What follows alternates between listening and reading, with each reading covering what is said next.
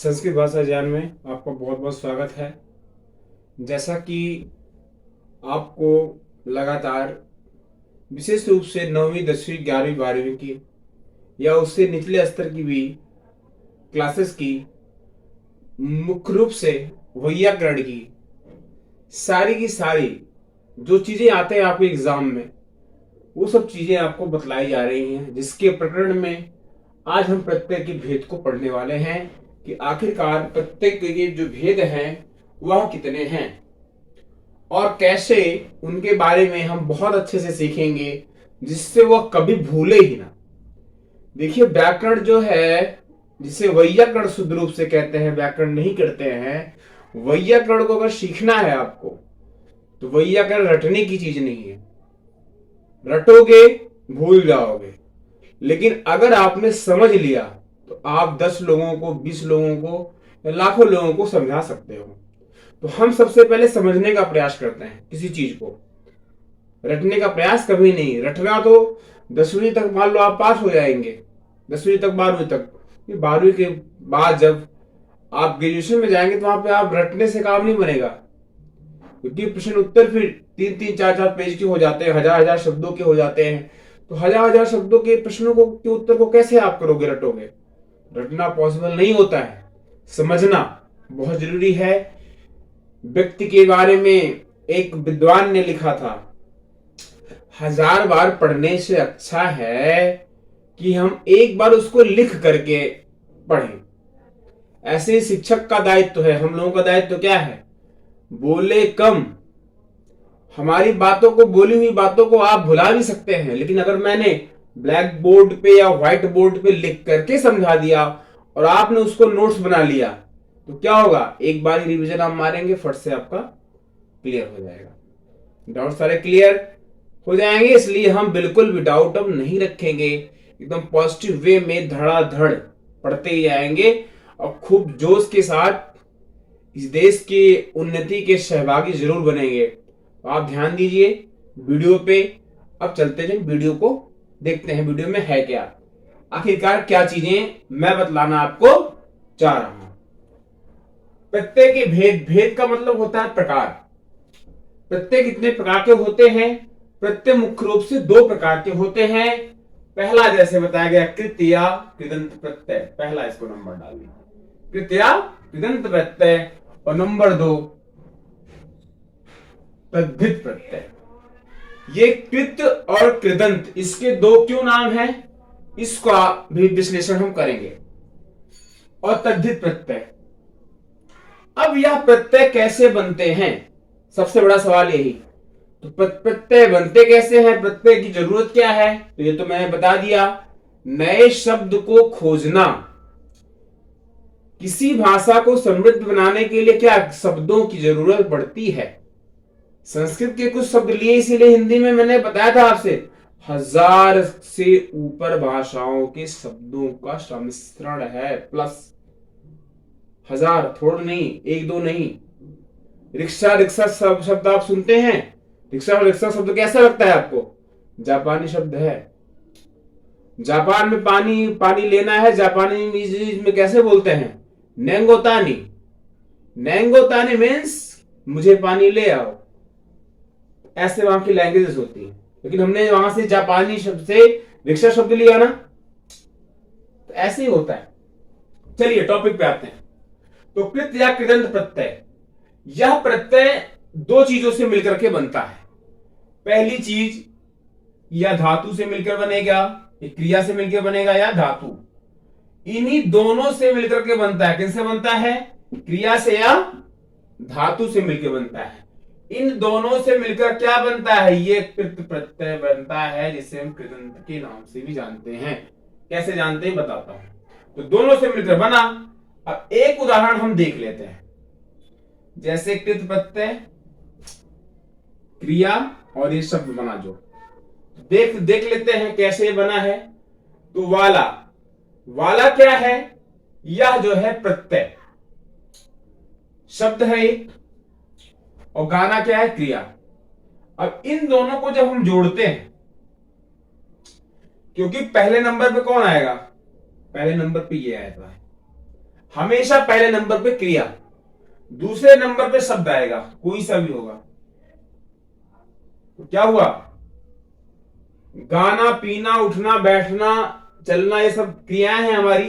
तो गाना के साथ जब वाला जोड़ दिया गया तो क्या शब्द बन गया, गाने वाला।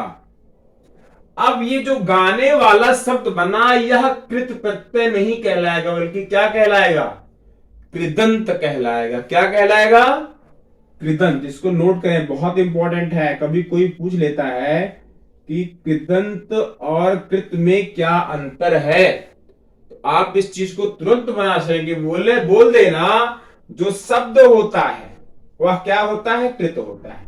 जैसे वाला क्या है, ये कृत है, वाला तो कृत है, लेकिन जो उस वाला से गाना क्रिया मिलकर के बना है, गाने वाला, वह कृदंत है। अब शायद आपको समझ में आ गया होगा। ऐसे ही इया या एया से बना है छलिया, जिसमें इया जो है कृत प्रत्यय लगा है, और ये छलिया जो है पता है क्या है, छलिया पूरा पूरा कृदंत। ये क्या है, ये छलिया कृदंत है। लेकिन इया, इया जो लगा है वो कृत है। इया क्या है, इया जो है, यह जो है कृत है। अब शायद क्लियर हो गया होगा। तो कृदंत और चीजें क्या हैं, और ये चीजें क्या है, ठीक। तो ये रही बातें। तो कृत कैसे होता है, कैसे करेंगे आप, ये चीज आप जानिए। तो इया नहीं, यहां पे इया नहीं, ये पहला शब्द जो है शब्द ही है, शब्द और एक क्रियाएं हैं। बिल्कुल, इया जो है कृत है 100%, ये सब कृत है। जैसे इसमें गाना जो है, गाने वाला, वाला ही कृत है, ऐसे ही इया कृत है। ये सारे कृत है, ये दोनों भी क्या है, कृत है, ठीक। तो ऐसे इसी प्रकार से धातु का, धातु में भी जब जुड़ेगा तो क्या होगा, धातु में भी जो जोड़ेंगे हम, धातु जैसे क्या है, जैसे भू माने होना, भू माने होना, संस्कृत में भू कहते हैं, उस माने होना। पठ माने पढ़ना, तो पढ़ना, लिखना, उठना, बैठना, ये सब भी धातुएं हैं।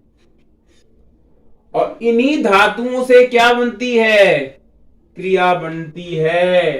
अब देखो, अब मैं एक चीज आपको और बता दूं कि क्रिया कैसे बनती है। क्रिया धातु से बनेगी 100%। क्रिया किससे बनेगी, धातु से। जैसे मैं दिखाता हूं, भू बोलते हैं, भू माने हो,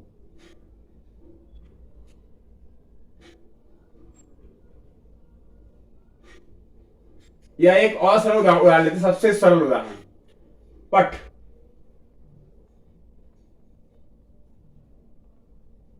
अब ये पढ़ शब्द है, पठ माने पढ़, लेकिन पठक जब इसे बनाएंगे, रूप इसका चलेगा धातु का। ये क्या है, अभी तक ये धातु है, अभी तक क्या है, ये धातु है। लेकिन जैसे ही इसमें पढ़ में हम ना जोड़ देते हैं, जैसे हमने जोड़ा, क्या किया, धातु में हमने जैसे ही ना जोड़ा और जोड़ करके जब नया शब्द बनाया, पढ़ना। अब ये पढ़ना क्या हो गया, ये पढ़ना जो हो गया, यह पढ़ना जो है क्रिया में परिवर्तित हुई। किसमें हो गई, क्रिया में। तो धातु निर्माण करती है किसका, क्रिया का। तो धातु से ही क्रिया बनती है। कोई पूछे तो तुरंत बताना कि धातु से ही क्रिया बनती है। इसीलिए कृदंत प्रत्यय और कृत दोनों ये धातु और क्रिया से मिलकर बनते हैं। इसकी परिभाषा ये है, इसकी परिभाषा ये है, कितना सरल है आप जान लीजिए। क्रिया या धातु के अंत में जुड़ने वाले, इंपॉर्टेंट चीज है, अंडरलाइन कर लेना। क्रिया या धातु के अंत में जुड़ने वाले प्रत्ययों को कौन सा कहते हैं? कृत प्रत्यय कहते हैं। अब जो जुड़ेगा, जैसे वाला जुड़ा, या जुड़ा और या जुड़ा, इसके आगे कह रहा है उनके मेल से बना शब्द कृदंत कहलाता है। अब यहां तक देखो कृत था, लेकिन जब दोनों को जोड़ा गया, यहां गाने वाला बना, तब क्या बन गया? कृदंत। वही चीज कह रहा है, उनके मेल अर्थात उनके जोड़। मेल का मतलब क्या हुआ? जोड़। किसका किसका जोड़? क्रिया और प्रत्यय का जोड़। जब क्रिया और प्रत्यय आपस में जुड़ेंगे तो क्या बन जाएंगे? कृदंत बन जाएंगे। कृदंत कैसे बनता है कोई पूछता है तो आप उसे बता सकते हैं कि प्रत्यय और क्रिया को जोड़ करके जो शब्द बनता है वह कृदंत कहलाता है। सिंपल सी भाषा है, ये कह देना कृदंत प्लस क्रिया। ये कृदंत प्लस क्रिया को जोड़ करके क्या है बनता? हमारा शब्द बनता है। वह शब्द कैसा होता है? कृदंत होता है। बस इतना ही बताना है आपको कि कृत प्रत्यय में के साथ, कृत प्रत्यय शब्द के साथ जो क्रिया जुड़ती है उससे जो शब्द निर्माण होता है वह कृदंत कहलाता है। आपको डाउट क्लियर हो गया? सब कुछ क्लियर? चलिए तो तद्धित प्रत्यय पे आते हैं।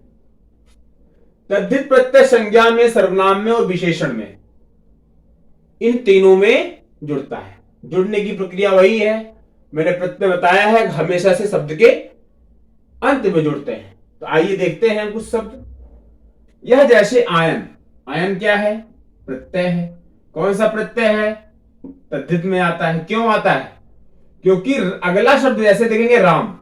राम किसी का नाम है तो संज्ञा है, और संज्ञा के साथ अगर कोई प्रत्यय जुड़ता है तो कौन सा प्रत्यय हो जाता है? फिर तद्धित प्रत्यय हो जाता है।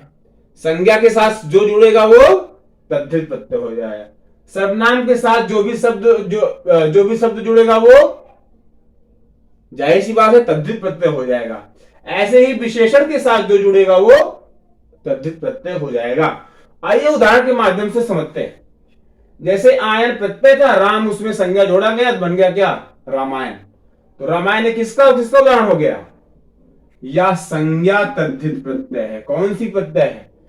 यह संज्ञा के आधार पर बना हुआ तद्धित प्रत्यय है। कोई पूछता है तो तुरंत बता देना है। ऐसे ही विशेषण के हम देख लेते हैं। जैसे भूख है, भूख, भूख से भूखा। भूख क्योंकि महसूस की जाती है, विशेषता होगी ना भूख। तो भूख में अगर आ अपना प्रत्यय लग गया तो भूखा बन गया। ये भी विशेषण। भूखा क्या है? विशेषण है। आल है, उसमें दया जोड़ दीजिए, दयाल बन गया। ये भी विशेषण हो गया। एरा है, मावा जोड़ दीजिए, मेरा बन गया। ये सब विशेषताएं बता रहे हैं ना। विशेषण तो होता ही यही है कि जो शब्द की विशेषता को बतला है। तो दयाल, दया करने वाला, उसकी विशेषता हो गई। ममेरा, मामा का लड़का है, उसकी ये विशेषता है। भूखा है, भूखा है, ये भी विशेषता है। भूखे व्यक्ति को देख के उसके हाव भाव से पता लगता है ये भूखा हुआ है। कोई प्यासा है, देख के आपके हाव भाव को पता चल जाता होगा कि यह व्यक्ति भूखा है। अब देखिए इसकी जो है परिभाषा बहुत ही आसान है। संज्ञा, सर्वनाम और विशेषण के अंत में जुड़ने वाले प्रत्ययों को तद्धित प्रत्यय कहते हैं। मैं दोबारा से रिपीट कर रहा हूं, आराम से लिखो। इसका फ्लैश क्योंकि यहां पे पड़ता है तो कम दिखता है, मुझे पता है, इसीलिए मैं कह रहा हूं आराम से मैं पढ़ रहा हूं, आप नोट करिए। संज्ञा, सर्वनाम और विशेषण के अंत में जुड़ने वाले प्रत्ययों को तद्धित प्रत्यय कहते हैं। ये हो गया आपका नोट्स। अब इस नोट्स को फटाफट बना डालिए, इसमें चीजें छूटनी नहीं चाहिए। परिभाषाएं क्योंकि जगह नहीं थी तो मैंने ऐसे दिया है लिख। आप इसको चाहे तो ऐसे आप ग्राफ बना करके नीचे उसको लिख ले, अलग से लिख ले, और इसको भी, इस प्रत्यय को भी अलग से इसकी जो है परिभाषा का लिख ले। आप एक पेज में एक एक बनाना चाहे तो एक एक का बना लें, एक ही पेज में आपका बड़ा है रजिस्टर अगर आ जाता है तो दोनों चीजों को बना लें। लेकिन हमको कुछ भी इसमें में से छोड़ना नहीं है, सब कुछ बिल्कुल प्रॉपर बनाना है। ठीक है, तो बहुत बहुत धन्यवाद आप सभी का और विशेष रूप से मेरे छात्रों का, मेरे जो मुझसे जो बड़े हैं, मेरे जो गुरु हैं, इन सबका आशीर्वाद और आप सबों का सभी का अथक प्रयास के कारण ही मैं इस जगह पे हूं। मेरा यह कर्तव्य भी है कि मैं आपको शिक्षित कर सकूं। बहुत बहुत धन्यवाद आप सभी का। जय हिंद, जय भारत, वंदे मातरम। बहुत बहुत धन्यवाद।